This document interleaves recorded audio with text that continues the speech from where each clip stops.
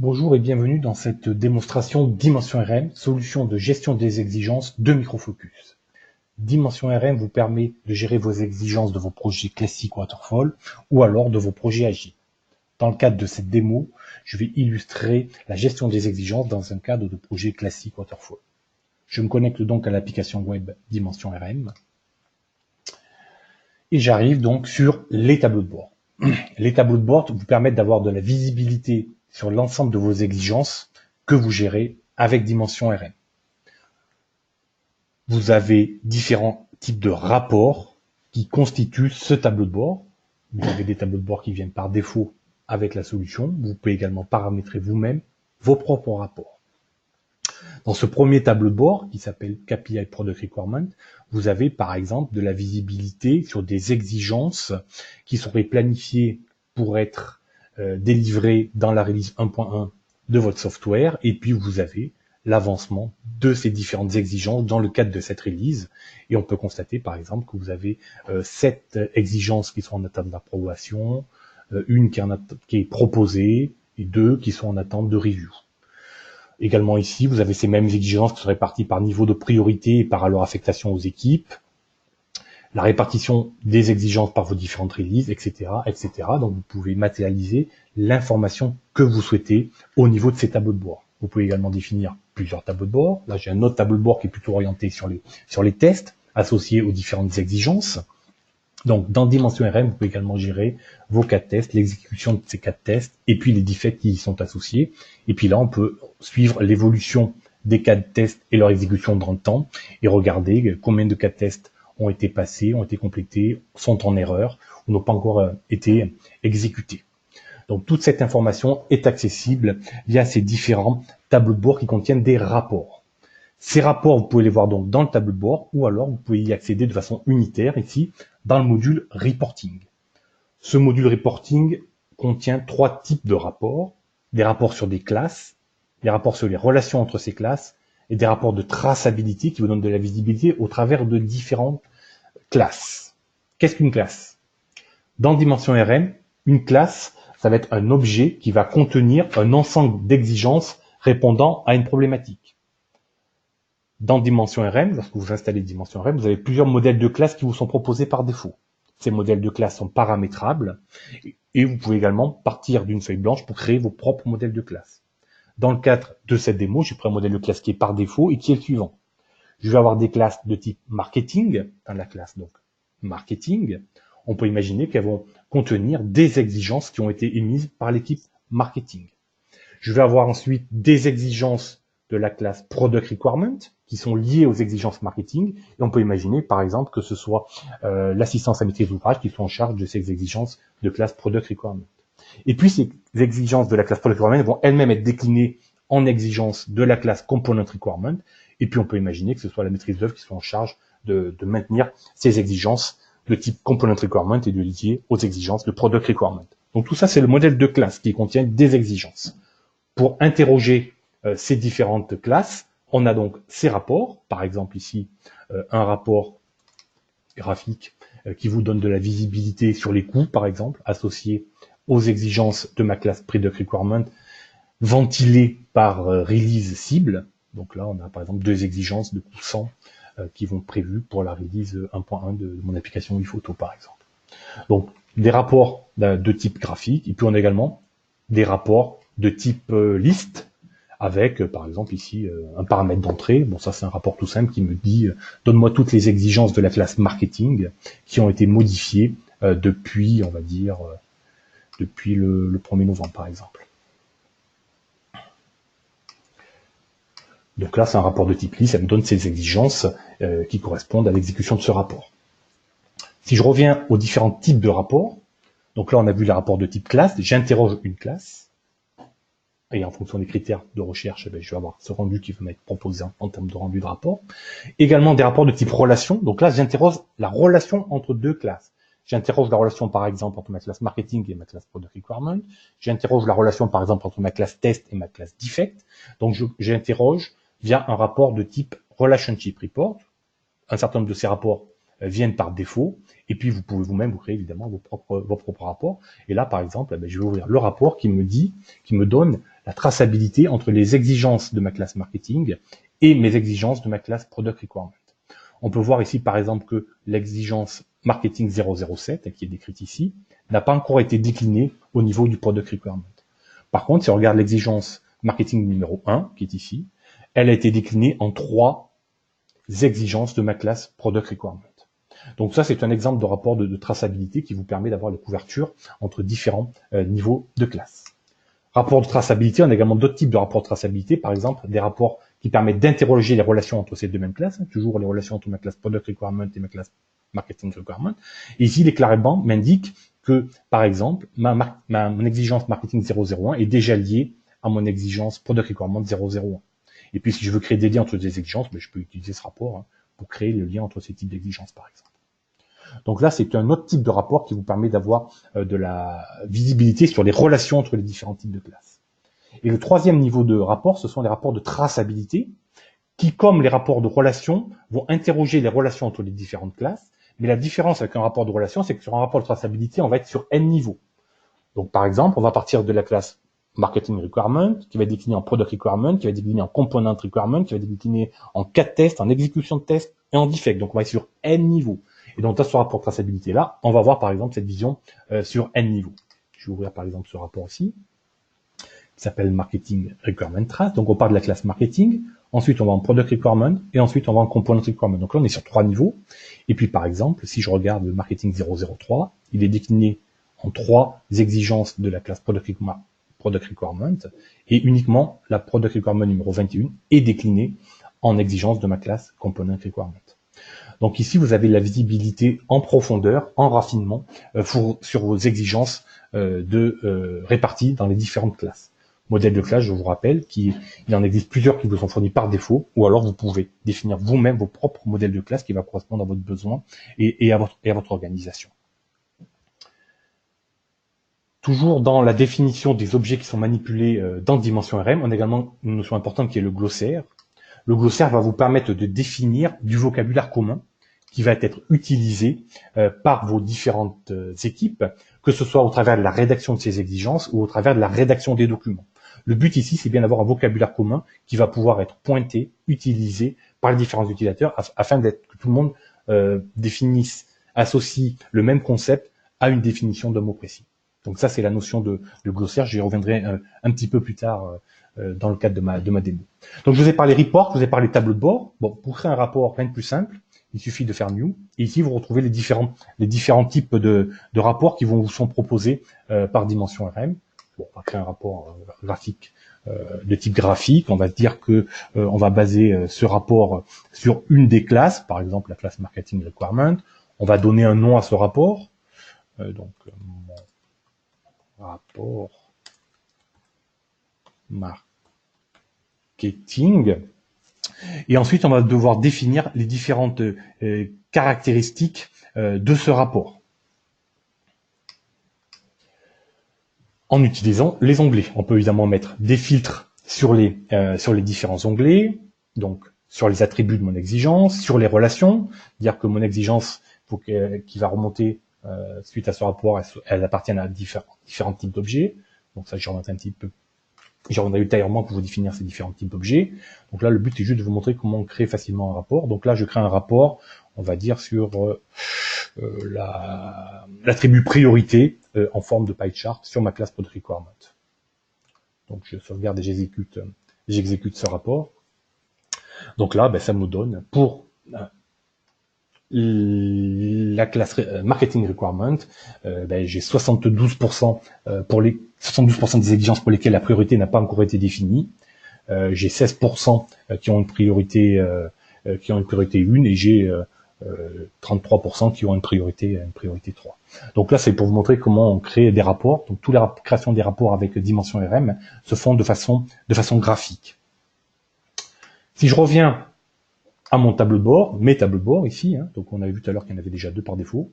Vous voulez créer un nouveau tableau de bord, rien de plus simple. Vous lui donnez un nom.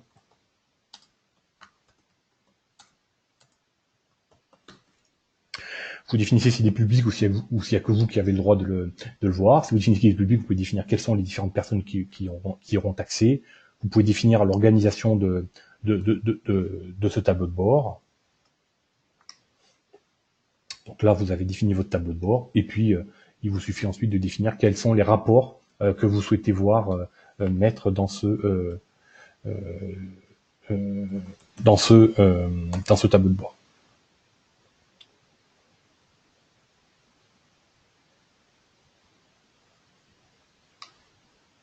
Donc là, on avait créé un rapport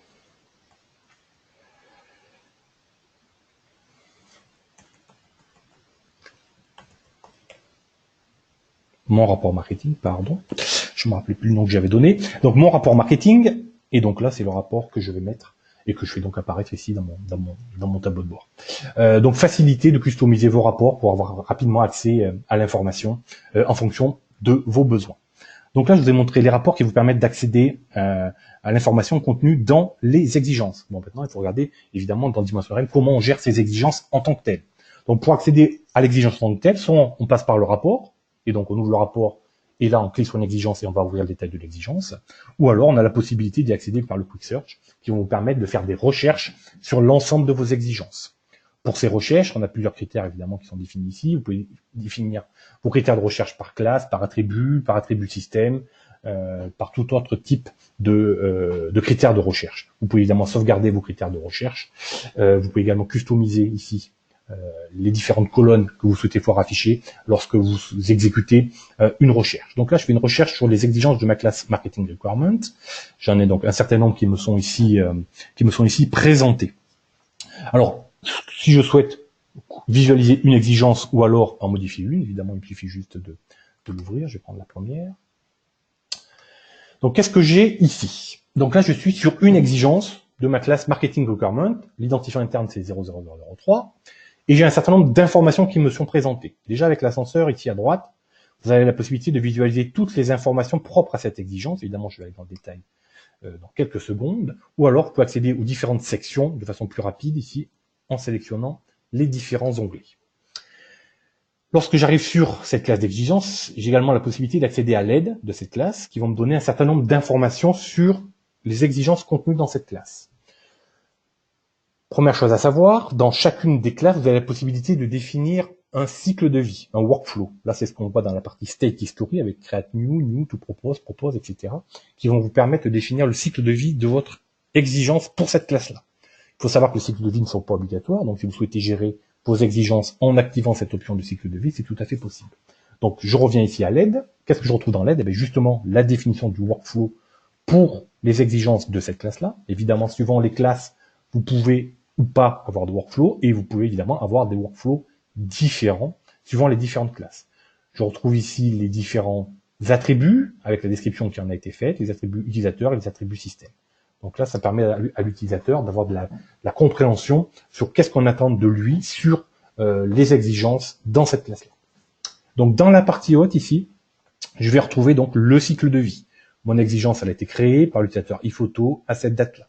Ensuite, il a cliqué sur le bouton proposer, l'utilisateur Joe, il a cliqué sur le bouton proposer et mon exigence est passée à l'état proposé. Ensuite, mon utilisateur Joe a cliqué sur le bouton à analyser et l'exigence est actuellement à l'état à analyser. Quand je suis à l'état à analyser, j'ai la possibilité de faire plusieurs choses. Je regarde ici le dessin de mon workflow. Quand je suis à l'état analyser, j'ai la possibilité de cliquer sur le bouton To Review pour passer l'exigence à In Review. Donc le bouton To Review, il est ici. Donc ici, si vous avez plusieurs possibilités, ici vous aurez plusieurs boutons qui vous permettront d'avancer dans le workflow. Évidemment, l'avancement dans le workflow va être conditionné au rôle qu'auront les différentes personnes concernées. On peut imaginer que des personnes auront uniquement le droit en visualisation, d'autres qui n'auront même pas ce droit de visualisation, d'autres qui ont le droit en modification, d'autres qui ont le droit juste de proposer des modifications. Donc tous ces mécanismes de droit sont gérables avec Dimension RM. Qu'est-ce que je vais maintenant dans le cœur, dans la définition de cette exigence? J'ai d'abord une section ici standard qui va retrouver l'identifiant interne, le titre de mon exigence et un descriptif de cette exigence. Dans l'onglet Custom, ici, je vais retrouver les attributs qui ont été définis par l'utilisateur qui sont donc propres à cette classe d'exigence, qui ne sont donc pas des attributs système qui, eux, se retrouvent ici dans l'onglet Système. Je vais retrouver dans l'onglet Système qui a créé cette exigence, qui l'a modifié, une URL externe qui permet de l'envoyer par mail et de donner accès à d'autres personnes pour pouvoir visualiser le contenu de cette exigence, évidemment l'état d'avancement dans le workflow, et un certain nombre d'autres informations. Ensuite, j'ai un onglet pièce jointe. Dans son onglet pièce jointe, je peux mettre autant de pièces jointes que je souhaite. Donc là, j'ai mis une pièce jointe, j'ai mis un document Word en pièce jointe qui me permet d'avoir de l'information complémentaire par rapport au contenu de cette exigence. Donc ça, c'est tout à fait faisable avec la dimension R. Ensuite, j'ai un onglet Comment. L'onglet Comment me permet d'initier un ou plusieurs fils de discussion dans le contexte de cette exigence. Donc là, par exemple, j'ai un fil de discussion qui dit quoi faire à propos du support de Macintosh. Je pense que ça serait bien de l'avoir. Donc ça, c'est Joe qui poste cette question, qui initie ce fil de discussion en tant que programme manager. Et puis on a iPhoto qui a un rôle de reviewer qui lui répond qu'il a probablement raison et que ça serait intéressant d'avoir l'avis d'autres personnes dans le cadre de cet élargissement de mon exigence. Et puis pour collecter l'information de ces autres personnes, on a la possibilité ici de demander l'exécution d'un sondage, donc là qui va demander à un certain nombre de personnes qui ont été définies à la création de ce sondage, que pensez-vous du support de Macintosh? Donc vous définissez également les types de réponses souhaitées, donc possibles, pardon. Donc là, oui, non, je ne sais pas. Et puis donc là, les personnes vont pouvoir voter par rapport à cette demande de précision sur cette exigence. Et on voit que pour l'instant, il n'y a que Joe qui a voté le 12 novembre. Il a répondu oui. Et puis il a mis un petit commentaire. Donc là, on a également la possibilité de gérer pour chacune des exigences des sondages. Je continue à découvrir les différents onglets, les différentes informations qui me sont proposées dans le cadre de cette exigence marketing 003. J'ai évidemment la partie link qui me permet de voir l'écosystème de cette exigence et donc de comprendre à quelles autres exigences est liée cette exigence marketing requirement. Donc là, je vois qu'elle est liée à 3 exigences de la classe product requirement qui sont ici. Donc là, vous avez la possibilité de visualiser tout l'écosystème de cette exigence. Alors, visualiser, c'est bien, mais également, on peut avoir la possibilité ici d'aller créer des nouveaux liens, donc d'enrichir l'écosystème de cette exigence. On peut créer des nouveaux liens, soit avec des exigences déjà existantes, ou alors on va créer une nouvelle exigence qui va venir automatiquement se lier à cette exigence sur laquelle je suis en train de vous donner ce premier niveau d'information. Autre onglet disponible, l'historique, évidemment, qui vous permet de voir toutes les versions de mon exigence, ici, 1, 2, 3, 4, 5, 6, avec les personnes qui l'ont modifié, et puis les différentes dates de modification de ces exigences. J'ai également la possibilité ici de voir le pédigré, donc qui vont me permettre de voir les différentes versions de cette exigence. Et donc là, je suis parti de la version 1 de mon exigence. On a proposé une modification qui, a priori, n'a pas été acceptée. Ensuite, on a continué, version 2, version 3, etc. Donc là, vous avez votre arbre de version pour cette exigence précise. Également, vous avez la possibilité de faire des comparaisons entre deux versions d'exigence. Donc là, il suffit de sélectionner deux versions de la même exigence et de demander les différences. Donc là, on voit que dans la partie texte, il y a cette phrase-là qui a été ajoutée. Et puis, on voit quand c'est que ça a été fait. On voit qu'également au niveau du workflow, ça a avancé. Puis, on voit qu'on a ajouté également une pièce jointe à ce moment-là. Donc, la partie, la fonctionnalité différence, donc vous permet d'avoir de la visibilité sur ce qui a été modifié par rapport à une version précédente. Si je reviens maintenant dans la partie conteneur, je l'expliquerai ultérieurement. Si je reviens dans la partie standard, par exemple, et que vous souhaitez modifier ici le texte de mon exigence, tout à l'heure, on devait parler du glossaire avec un référencement d'un certain acronyme, une certaine définition, avec les personnes, lorsqu'ils parlent d'une notion, parlent bien de la même définition de cette notion. Donc là, vous voyez qu'en surligné, il y a IDE. Donc là, IDE, c'est une entrée qui a été définie dans le glossaire, et donc quand je passe dessus avec la souris, je vois qu'IDE, ça veut dire Integrated Development Environment. Donc là, c'est une notion qui a été définie dans le glossaire et qui est donc partagée à l'ensemble des utilisateurs, que ce soit au niveau des exigences, comme je vous montre maintenant, ou alors au niveau du document que je vais vous montrer ultérieurement.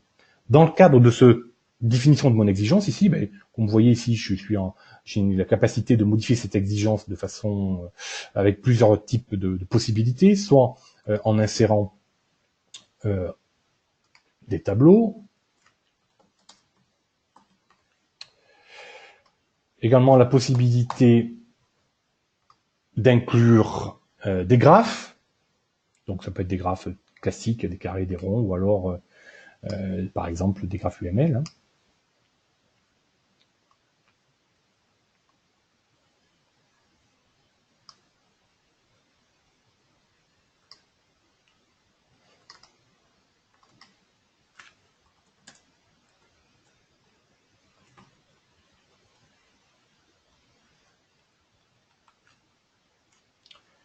Hop. Donc voilà.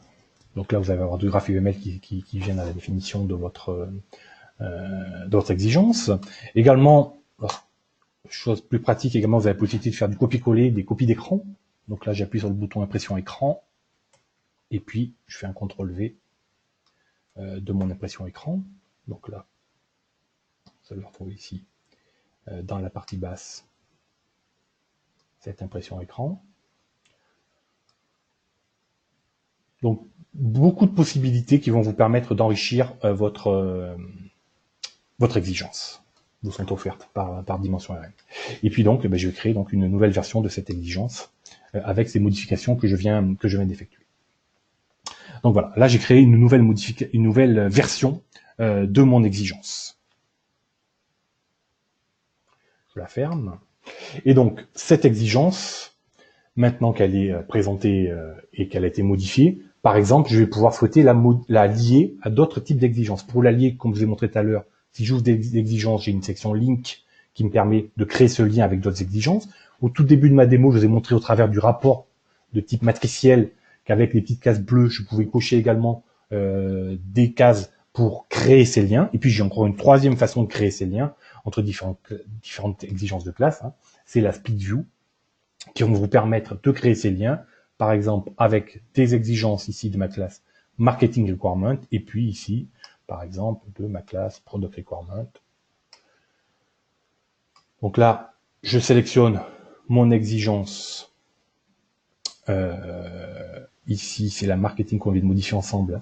C'est la Marketing 003. Et puis, ici, à droite, je regarde avec quoi cette exigence est déjà liée. Donc on va retrouver ici les trois exigences dont on sait pour sûr avec qui elles sont déjà liées, parce que tout à l'heure, lorsqu'on a ouvert l'exigence, ce sont bien ces liens que l'on a vus. Et puis également, là, si on souhaite créer un lien ou plusieurs liens, il suffit juste de faire de la multisélection, par exemple, ici, hein, et puis ensuite de venir cliquer ici sur le lien. À ce moment-là, automatiquement, je crée un lien entre l'exigence Marketing 003 qu'on a modifié tout à l'heure, et puis mon exigence Product Requirement 0018. J'en profite quand je suis sur cet écran pour vous parler de cette petite icône qui est ici. Cette petite icône vous permet de définir ce qu'on appelle les liens suspects dans Dimension RM. Alors qu'est-ce que c'est qu'un lien suspect? Lorsque vous définissez dans votre modèle de classe une relation entre deux classes, vous avez la possibilité d'activer cette notion de lien suspect qui va vous permettre à Dimension RM d'automatiquement vous indiquer, par exemple, lorsque je modifie une exigence de ma classe marketing, automatiquement, je veux qu'il y ait un lien suspect qui soit remonté à toutes mes exigences de ma classe Product Requirement qui sont liées à mon exigence Marketing 003. Qu'est-ce que ça veut dire monter un lien suspect? Ça veut dire qu'automatiquement, sur mon exigence, j'ai un petit panneau comme ça qui va venir s'afficher automatiquement en vous indiquant que, attention, une exigence dans une classe amont ou dans une classe aval a été modifiée. Vérifiez cette exigence courante afin de savoir si la modification impacte l'exigence courante et qu'il faut peut-être venir créer une nouvelle version de cette exigence pour tenir compte des modifications qui ont été faites en amont ou en aval. Donc c'est ce petit panneau jaune, là, cette notion de lien suspect qui vous est présenté dans Dimension RM.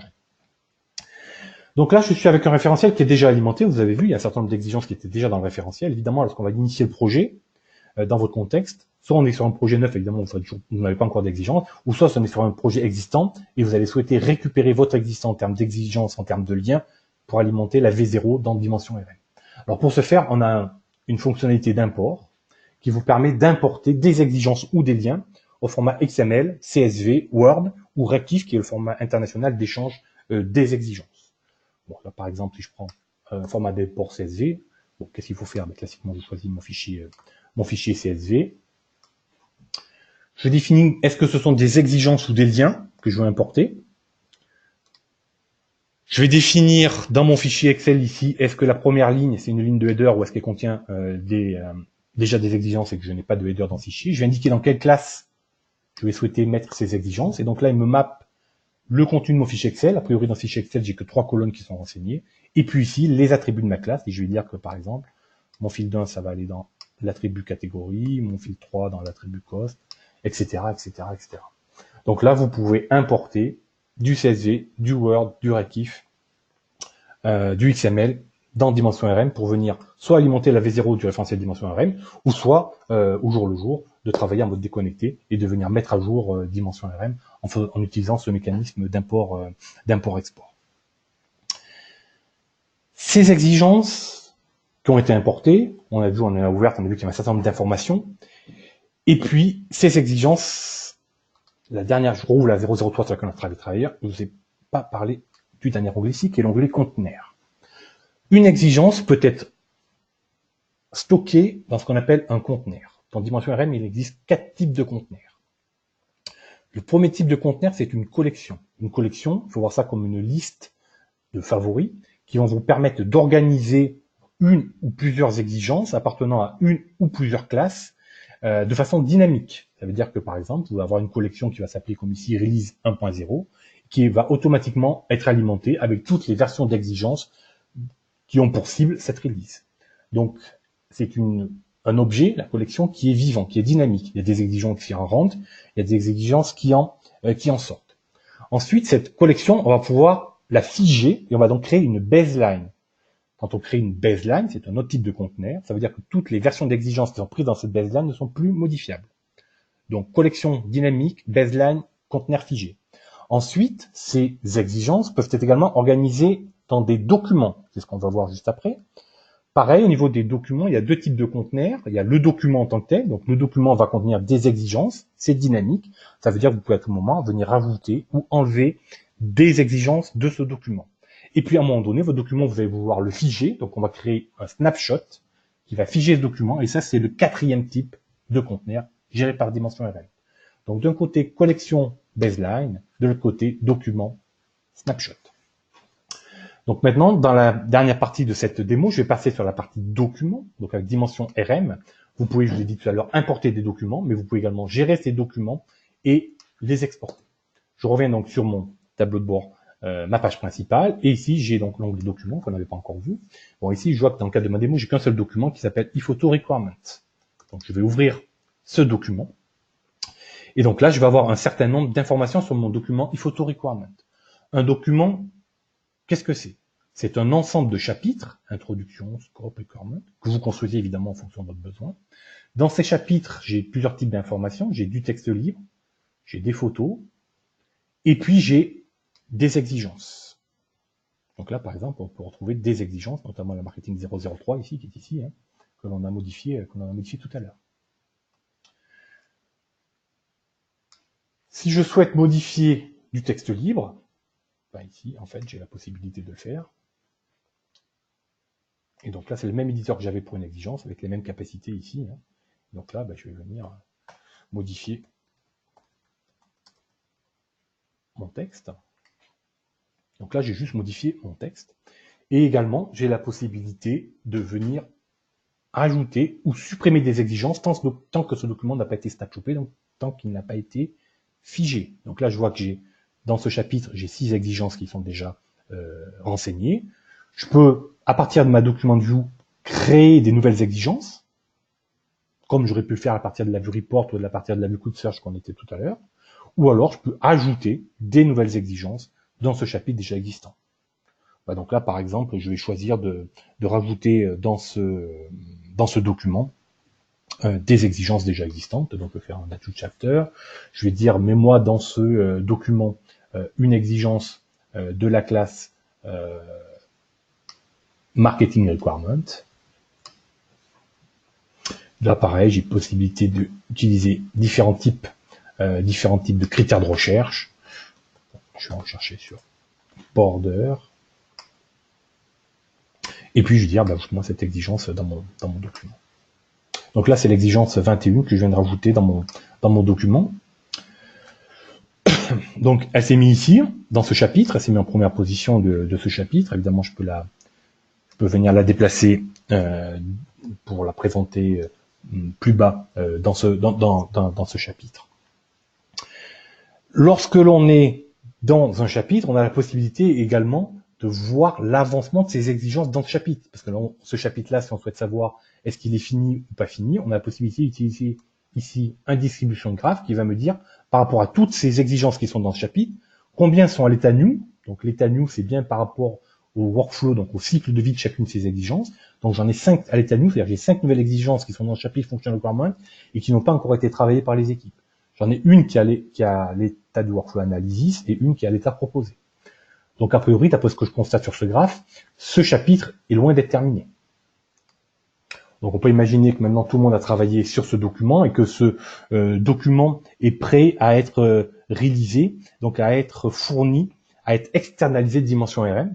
Pour ce faire, ici, on a une fonctionnalité qui s'appelle donc Publish, qui va vous permettre de générer un document en fonction du contenu de dimension RM. Ce document peut être au format Word, un round trip document qui va me permettre de faire de l'import-export et de travailler en mode déconnecté. Je peux donc publier ce rapport Word, le donner à une personne qui va venir modifier les exigences en n'étant pas connecté à dimension RM, et puis ensuite venir réimporter ce document pour venir automatiquement mettre à jour ces exigences ou ce texte libre. Donc ça, c'est la fonctionnalité de round trip. Ce document peut également être publié au format PDF, Excel et Rectif. Donc là, je vais publier au format Word mon document. Et donc je l'ouvre. Également, lorsqu'on publie un document, on a la possibilité de définir des en-têtes, des pieds de page, des historiques. Donc tout ça, ce sont des paramètres qui se gèrent avec les dimensions RM. Donc là, on retrouve la modification du chapitre que j'ai faite. Et puis ici, on retrouve les différentes exigences qui ont été définies dans ce document. Pareil, on peut définir si les pages sont en format portrait ou paysage, etc. Donc tout ça, ça se définit au niveau du paramétrage de dimension RM. Ce document, si on estime qu'il est figé, qu'on ne souhaite plus le modifier, on va pouvoir venir créer un snapshot de ce document pour figer la version de ce document. Donc là, je fais un snapshot de mon document. Et puis automatiquement, je peux créer une baseline. Ça veut dire que toutes les exigences qui sont contenues dans ce document ne seront plus modifiables. Donc ça, c'est la fonctionnalité de snapshot. Et une fois qu'on a fait un snapshot, on a également la possibilité du coup ensuite de venir comparer un document avec son snapshot et de pouvoir voir l'évolution du contenu de ce document, quelles sont les exigences qui ont été modifiées, quels sont les chapitres qui ont été ajoutés, quels sont les textes libres qui ont également été ajoutés, modifiés, supprimés. Dernière partie de cette démo, c'est sur la partie testing, couverture des tests, lien avec les defects. Donc là, je vais revenir sur ma home page avec mes différents tableaux de bord, et puis je vais aller sur un rapport qui est celui-là, par exemple, Component Requirement Defect, qui est un rapport de traçabilité. Donc je vous rappelle, un rapport de traçabilité, ça vous donne la visibilité sur N niveaux de vos exigences. Donc là, des exigences de ma classe Component Requirement qui sont affinées, déclinées en exigences de ma classe test, et ensuite mes exigences de ma classe test qui sont déclinées, si besoin, en defect. Donc là, je vois ici l'ensemble de mes exigences de ma classe Component Requirement. Puis par exemple, ici, je regarde la Component Requirement 0.12, donc on voit qu'il y a deux cas de test, le test 0.7 et le test 0.14. On voit que le cas de test 0.7 n'est pas complet, on voit que le cas de test 14 est sorti en erreur. Et puis on voit que le fait de sortir en erreur, il y a un defect qui a été créé, le defect 0003, et qui est fixé au jour d'aujourd'hui. J'ouvre par exemple ici mon exigence de ma classe de test. Donc on va retrouver, c'est la même présentation que pour les exigences de la classe marketing, avec ici les différentes sections que vous retrouvez. Et ici, la description de mon cas de test. Donc là, on a testé sur cet operating system les différentes étapes que l'on a suivies pour l'exécution de ce cas de test ont été décrites ici. Et puis, si on regarde ici dans les liens, eh bien, on voit que ça a donné lieu à la génération d'un defect. Et puis, on voit que ce defect est fixé. Donc là, sur la gestion des cas de test, l'exécution de ces textes et des defects, Dimension RM va également vous donner de la traçabilité, de la visibilité sur l'ensemble de ces informations. Voilà, c'est tout ce que je voulais vous montrer dans le cadre de cette première démo de Dimension RM. Je vous remercie d'avoir assisté à cette démonstration.